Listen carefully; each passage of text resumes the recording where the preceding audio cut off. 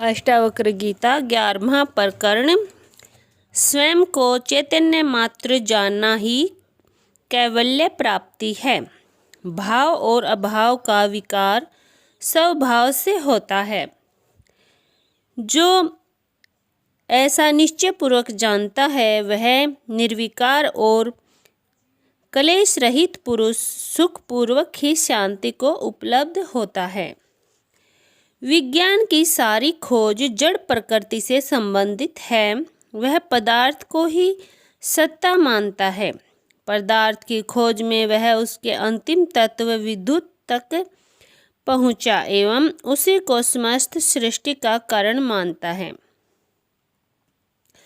किंतु अध्यात्म इससे भी पार एक चैतन्य तत्व की बात करता है कि आरंभ में वह चैतन्य तत्व ही था। यह विद्युत जड़ है जो उस चैतन्य की ही शक्ति है। यह संपूर्ण सृष्टि इस शक्ति का ही फैलाव है, इसी का रूपांतरण है। इसके सारे क्रियाकलाप इसी जड़ प्रकृति के स्वभाव से हो रहे हैं। वह चैतन्य आत्मा कर्ता नहीं है, वह निराकार है, शुद्ध है, किंतु उसकी उपस्थिति आवश्यक है। उसकी उपस्थिति के बिना शिव भी शव हो जाता है, मनुष्य लाश बन जाता है। सृष्टि में जहाँ भी गति है, विकास है, प्रवाह है, निरंतरता है, वह उस चैतन्य आत्मा के कारण है।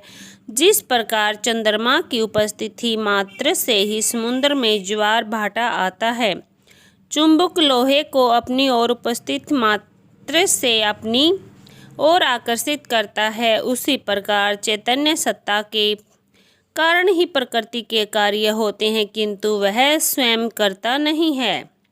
यह आत्मा नित्य है, चेतन है, जबकि प्रकृति अनित्य व जड़ है। आत्मा निर्विकार है एवं प्रकृति विकार जन्य है।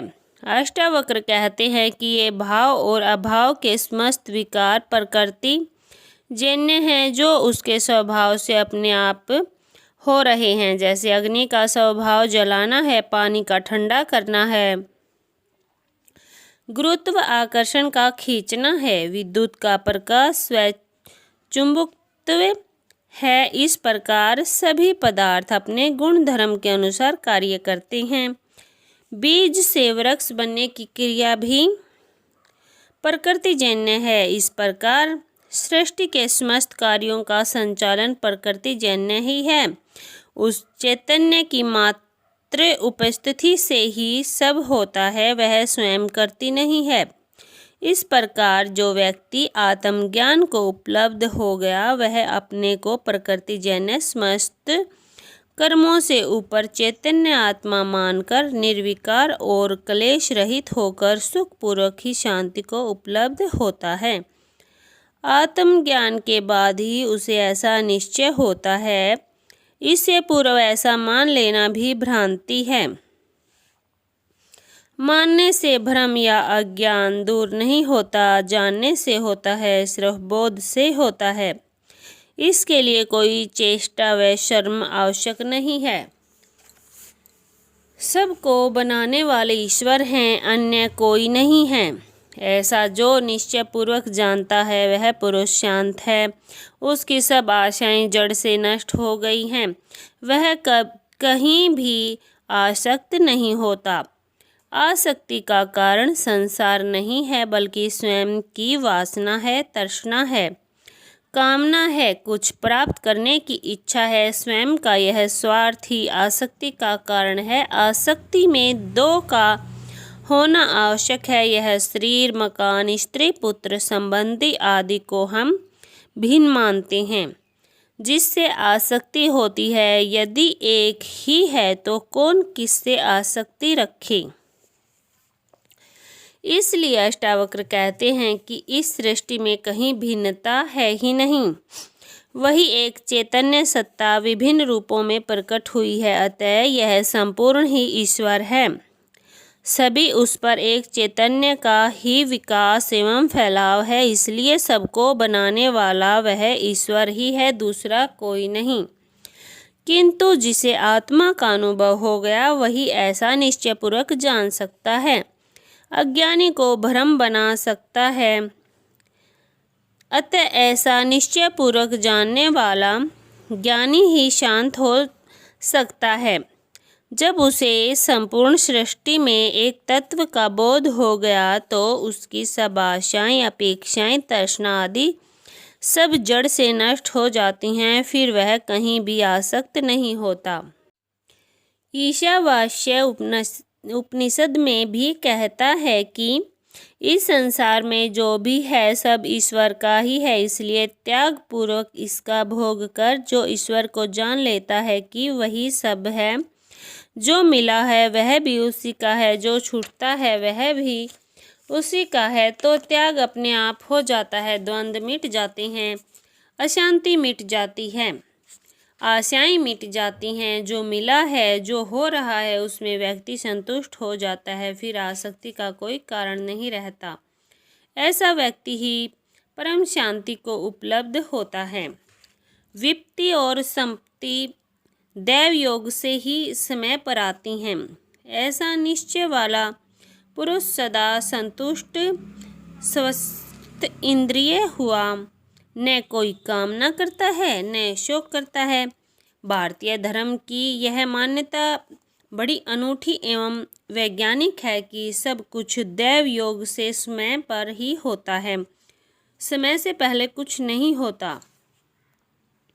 माली सींचे सो घड़ा, ऋतु आए फल होए। गीता में इसलिए कहा गया है, कर्म पर तेरा अधिकार है, फल में नहीं। फल तो ईश्वर के अधीन है। भाग्य में जैसा लिखा है वैसा ही होगा। आदि धारणाएं भारतीय धर्म का अंग हैं। इससे जीवन में कोई तनाव नहीं है, अशांति नहीं है। भौतिक सुख समृद्धि के अभाव में भी वह प्रसन्नचित्त है, आनंदित है, नाचता कूदता है। पश्चिम समय में पूर्व ही प्राप्त करना चाहता है, सब कुछ अपनी इच्छा अनुसार ही प्राप्त करना चाहता है, किंतु ऐसा होता नहीं। मशीन के साथ यह संभव है, किंतु मनुष्य के साथ संभव नहीं है। इसलिए सब भौतिक सुविधाओं से संपन्न होते हुए भी पश्चिम बेचैन है, तनावग्रस्त है। पागलों की संख्या बढ़ती जाती है, आत्मिक शांति नष्ट हो रही है। इसका कारण मात्र इतना है कि सृष्टि के चैतन्य के नियमों से अपरिचित है।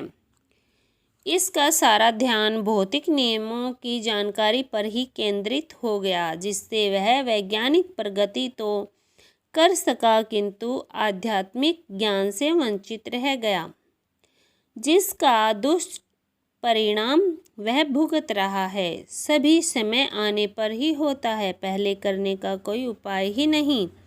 समय पर ही वृक्ष खिलते हैं, समय पर ही फल आते हैं। बच्चे का जन्म 9 महीने बाद ही होगा, काम भावना 14 वर्ष बाद ही आती है।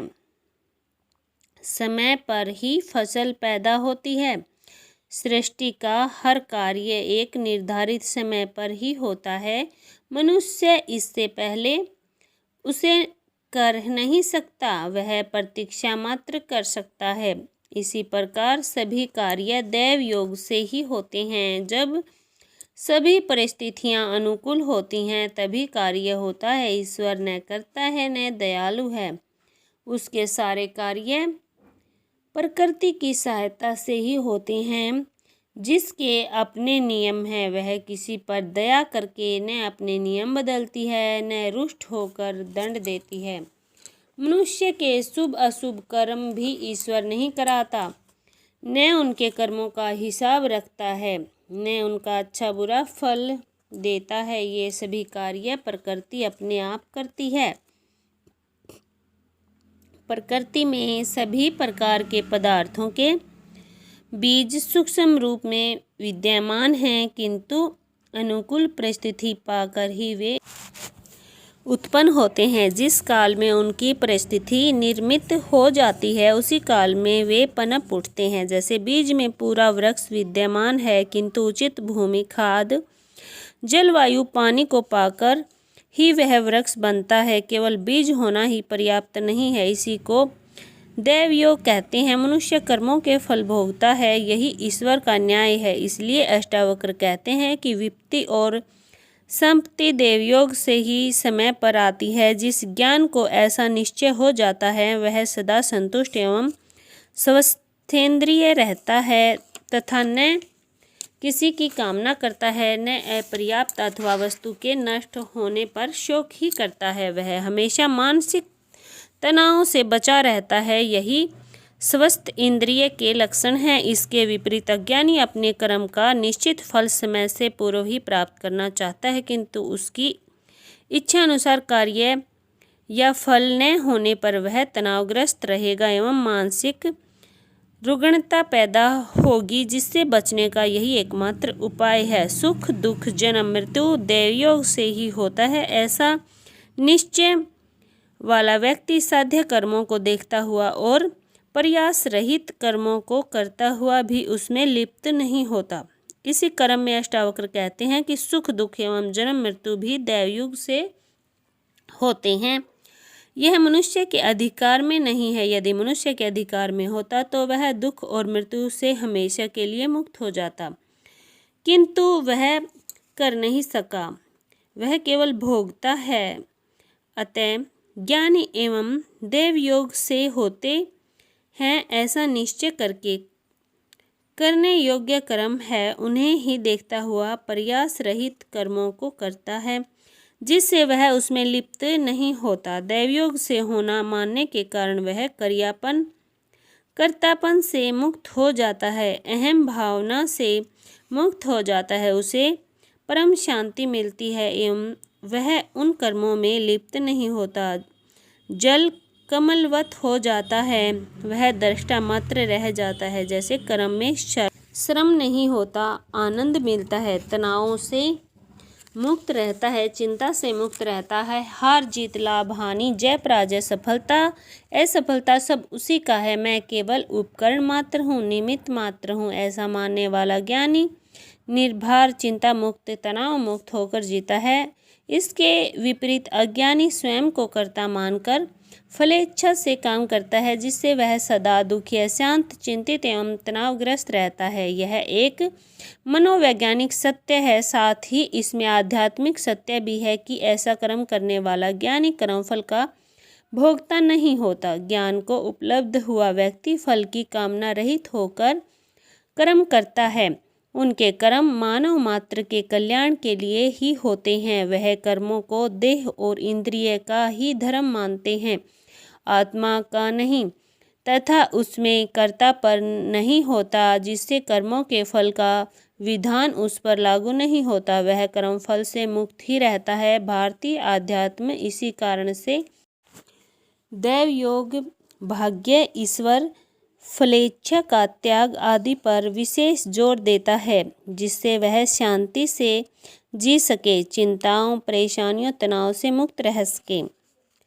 इस संसार में चिंता से दुख उत्पन्न होता है, अन्यथा नहीं। ऐसा जो निश्चय पूर्वक जानता है वह सुखी और शांत है। सर्वत्र उसकी इच्छा गलती है और वह चिंता से मुक्त है। इसी क्रम में अष्टावक्र कहते हैं कि जहाँ अहंकार है वहीं कर्ता भाव है, एवं जहाँ कर्ता भाव है अर्थात यह मैं ही कर रहा हूँ ऐसा भाव है, वही फलाकांक्षा होती है एवं चिंता होगी। जहाँ चिंता है वहीं दुख है। ज्ञानी ही ऐसा मानता है कि मैं कर्ता नहीं हूँ, निमित्त मात्र हूँ, सभी कर्म ईश्वर के ही कर्म हैं, उसी के आदेश एवं प्रेरणा से मैं कर्म कर रहा हूँ। वाहन मात्र हूँ, बांसुरी मात्र हूँ, बजाने वाला वही है, स्वर उसी का है।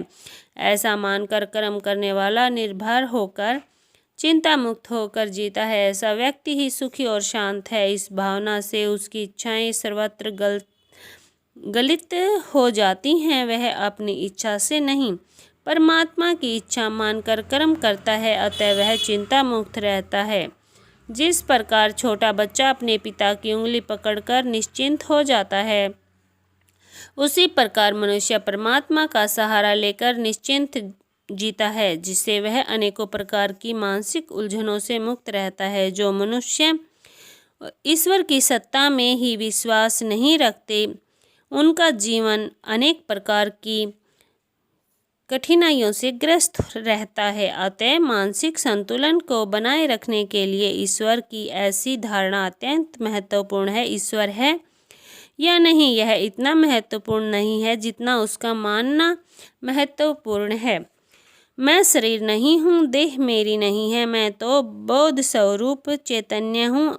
ऐसा जो निश्चयपूर्वक जानता है, वह पुरुष केवल को प्राप्त होकर किए और अनकिए कर्म का स्मरण नहीं करता। अष्टावक्र कहते हैं, जो आत्मज्ञान को उपलब्ध हो गया, वह अपने को निश्चय ही बोध स्वरूप चैतन्य आत्मा ही समझता है। उसका शरीर से संबंध विच्छेद हो जाता है। इसलिए ऐसा ज्ञानी कहता है, मैं शरीर नहीं हूँ, आत्मा हूँ। आत्मा का कोई शरीर नहीं होने से वह कहता है, मेरा शरीर नहीं है। ज्ञानी ही ऐसा निश्चयपूर्वक जानता है, जिससे वह कैवल्य को प्राप्त हो जाता है। कैवल्य को प्राप्त हुआ ज्ञानी अपने को आत्म स्वरूप मानता है, जिससे वह किए और अनकिए कर्मों का स्मरण नहीं करता, क्योंकि जो कर्म किए गए हैं वे शरीर द्वारा किए गए हैं। जो अनकिए रह गए, केवल विचारों तक ही सीमित रह गए हैं, वे मन की सीमा में आते हैं। दोनों का आत्मा से कोई संबंध नहीं होने से वह उनका स्मरण नहीं करता।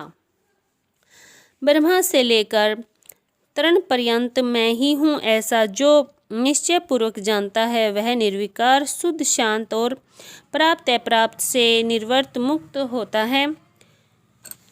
अज्ञानी शरीरों को देखता है, पदार्थों को देखता है, इसलिए उसे भिन्नताएं दिखाई देती हैं, किंतु ज्ञानी इस संपूर्ण सृष्टि के मूल तत्व ब्रह्मा को, आत्मा को देखता है, जिससे इस सृष्टि का अस्तित्व है। इसलिए उसे इस संपूर्ण सृष्टि में एकता दिखाई देती है, एक साम्य दिखाई देता है। जिसके आत्मा को जान लिया, वह आत्म स्वरूप ही हो जाता है। वह संपूर्ण सत्ता को अपनी ही सत्ता समझने लगता है। भिन्न भिन्न शरीरों एवं भिन्न भिन्न आत्माओं का अज्ञान समाप्त हो जाता है। अष्टावक्र कहते हैं कि जिस ज्ञानी को ऐसा निश्चय हो जाता है कि मैं आत्मा हूँ और ब्रह्मा से लेकर तरण पर्यंत मेरा ही विस्तार है, मैं एक और अद्वितीय हूँ, यह सृष्टि मेरी नहीं बल्कि मैं ही सृष्टि हूँ, मेरे से भिन्न कुछ है ही नहीं, ऐसा व्यक्ति निर्विकल्प हो जाता है, दूसरा कोई विकल्प नहीं रहता। वही व्यक्ति शांत और शुद्ध हो जाता है, निखालिस शरण हो जाता है। जितनी विकृति विजातीय शुद्धता थी, सब दूर हो गई। अब ऐसा व्यक्ति प्राप्त से भी मोह नहीं करता, न अप्राप्त की चिंता करता है, दोनों से सर्वथा मुक्त हो जाता है। ऐसा व्यक्ति ही कह सकता है कि सब कुछ मेरा है अथवा मेरा कुछ भी नहीं। यही ज्ञानी की स्थिति है, यही मुक्ति है। अनेक आश्चर्यों वाला वह विश्व कुछ नहीं है, अर्थात मिथ्या है, ऐसा जो निश्चय पूर्वक जानता है, वह वासना रहित बोध स्वरूप पुरुष इस प्रकार शांति को प्राप्त है, मानो कुछ भी नहीं है। जिसने शाश्वत को जान लिया, वह क्षण भंगुर में रुचि नहीं लेता। जिसने परम को जान लिया, वह शूद्र में मोहित नहीं हो सकता। जो अद्वैत के परम आनंद में मग्न हो गया, वह द्वैत के अशांत दुख में एवं क्लेश युक्त घेरे से बाहर हो जाता है। फिर उसकी इस क्षणिक एवं नाशवान संसार के प्रति वासना, आसक्ति आदि सब कुछ छूट जाती है एवं वह परम शांति को उपलब्ध हो जाता है। अष्टावक्र कहते हैं कि यदि यह संसार अपने आश्चर्यों वाला है, किंतु आत्मानंद के सामने कुछ भी नहीं है, मिथ्या है, रसहीन है, बोध स्वरूप पुरुष आत्मज्ञानी ऐसा निश्चय पूर्वक जानता है, इसलिए वह संसार को मिथ्या समझकर शांति को प्राप्त होता है। संसार में सत्य, आनंद, सुख, दुख, हर्ष, विषाद आदि का जो अनुभव होता है, वह सब मनुष्य की वासना एवं अहंकार के कारण है। जिससे वासना एवं अहंकार की तुष्टि होती है वह सुख पूर्वक ज्ञात होता है। विपरीत होने पर दुख होता है, किंतु सृष्टि अपने नियमों से चलती है। उसे हर मनुष्य के सुख दुख की चिंता नहीं है। मनुष्य अपने का उन नियमों के अनुकूल बनाकर सुखी हो जाता है एवं विपरीत जाने पर टूटता है, कष्ट पाता है। आत्मज्ञानी इस रहस्य को जान लेता है, जिससे वह सृष्टि के नियमों के अनुकूल व्यवहार करता है, सृष्टि की अवहेलना उपेक्षा करता है, उन्हें मिथ्या एवं तथ्यहीन असत्य समझने लगता है। इसी से उसे शांति प्राप्त होती है। इसके विपरीत संसारी मनुष्य सृष्टि के नियमों के अज्ञान के कारण सांसारिक सामाजिक आदि नियमों में उलझकर अशांति को ही प्राप्त होता है। ज्ञानी एवं अज्ञानी की दृष्टि में यही अंतर होता है। सृष्टि के नियमों को जान लेना ही ज्ञान है एवं इन्हें नहीं जान पाना ही अज्ञान है। इसलिए ज्ञान से ही अज्ञान मिटता है, भ्रांति दूर होती है, सत्य उपलब्ध होता है, शांति प्राप्त होती है। अज्ञान से लड़ना एवं उसे सीधा हटाने का प्रयत्न करना बिना दीपक जलाए अंधेरे को हटाने के प्रयत्न करने के समान है। यह भागने से नहीं जागने से होगा, त्याग से नहीं उपलब्धि से होगा। अष्टावक्र जैसा ऊंचा वक्तव्य कोई नहीं दे सका। सारभूत में अंतिम क्रांतिकारी बात कह दी। तो यह था अष्टावक्र गीता का 11वां अध्याय। अगर आपको हमारी वीडियो अच्छी लगी हो तो लाइक करें, शेयर करें और चैनल को सब्सक्राइब जरूर कर लें। धन्यवाद।